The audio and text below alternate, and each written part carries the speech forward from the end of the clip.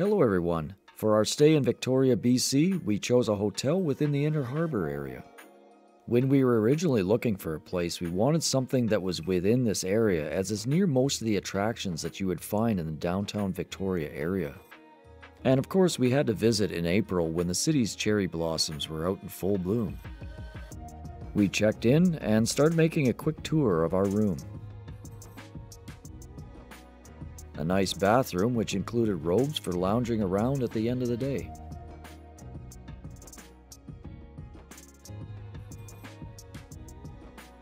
And the before-mentioned robes.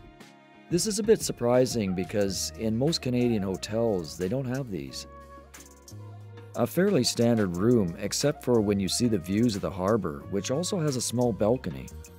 It should be mentioned that we were not sponsored, but the cost of the hotel was fairly reasonable despite what it seems, and the reason for that may have been that we were there in April before the tourist season really starts in the summer.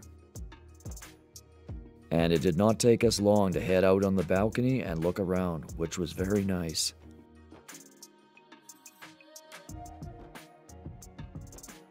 While we were standing out there, we soon realized that Victoria Harbor is a very busy place that contains not only boat traffic and a seaport, but also serves as a seaplane airport as well. In fact, there was so much going on here that you literally could sit out here all day watching boats and seaplanes coming and going. As I understand, the seaplanes will take you to places like Pitt Meadows, Vancouver, Tofino, but it also can take you to places like Seattle and Lake Washington.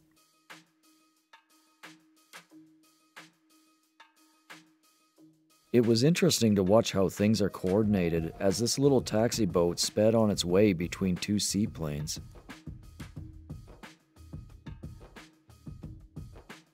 And of course, watching one of the seaplanes take off was a must. And of course, you should see this too.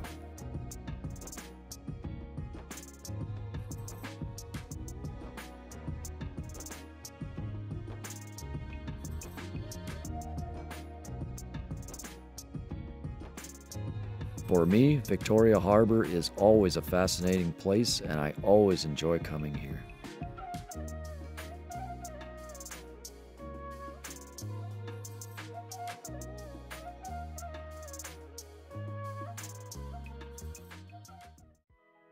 After a while, we managed to get ourselves off the balcony and out of the room to check out the rest of the hotel. The hotel has an impressive display of art in the public areas of the building, which included Northwest Coast art that you would associate with the area, but also had a number of Japanese pieces. As I understand, a lot of these art pieces were collected over the years by the original owner himself, and is by far the largest collection of pieces I have seen in a hotel.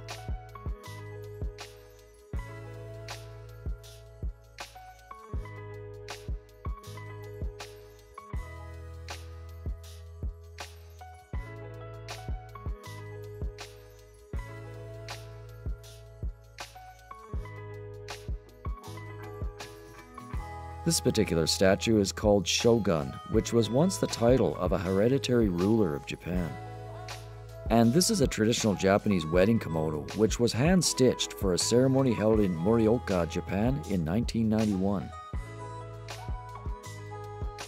We found ourselves on a bit of a treasure hunt, finding more of these great art pieces as we explored the ground floor of the hotel.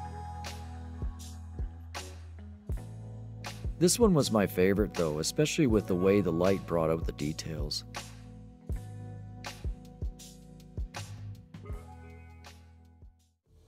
Leaving the hotel to explore the area, we found this pup sitting for photos. And a nearby park commemorating Lebanese immigrants who came to Victoria in 1888.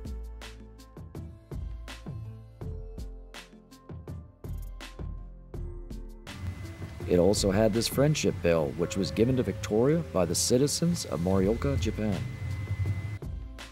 As we neared the British Columbia legislature, we found carriage rides that will take you around downtown. However, this guy was off duty and having his lunch break. We were tempted, but it was nearing evening and did not want to get into one of the restaurants smelling like horse, which we have experienced in other cities. And in Victoria, you can find entertainment all around.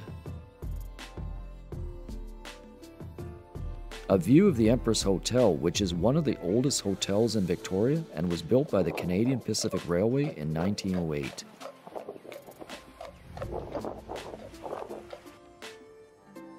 One of the many random statues that we found along the way. Rain was coming, so we made our way back to the hotel and enjoyed these scenes of clouds slowly moving over the harbor area.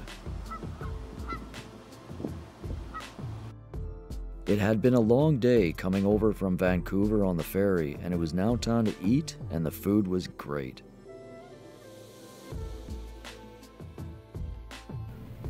One last look over the evening harbor before going to bed.